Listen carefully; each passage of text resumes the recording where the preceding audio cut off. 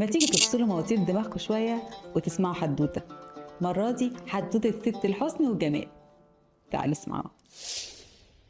كان يا مكان كان في بنت اسمها ست الحسن والجمال. الحقيقة إن هي كانت غاية في الجمال من جوه أكتر كمان من بره. ست الحسن كانت عايشة مع مامتها وباباها والبقرة الصفراء بتاعتهم. بس مامتها توفت، وشوية وباباها قرر إن هو يتجوز واحدة ست جديدة. الست دي كان عندها بنت وولد، أم صريم والأقرع.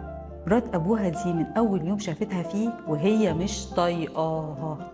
كانت دايما بتقارن ما بين ست الحسن وبنتها أم صريم. مرات الأب كانت بتأكل ست الحسن والجمال عيش ناشف، وتأكل ولادها الأكل الحلو والطبيخ.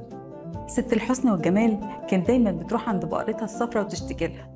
كانت تقعد تقول لها: يا بقرة يا بقرتي، يا تربيتي وتربية ننتي، يرضيكي مرات أبويا تأكل ولادها الأكل الحلو والطبيخ الطازة وتأكلني أنا العيش الناشف والأكل البايت. البقرة كانت تاكل العيش الناشف وتروح متكرعة في فطيرة طازة سخنة جميلة وتأكلها لست الحسن والجمال، فتزداد ست الحسن والجمال جمال على جمال.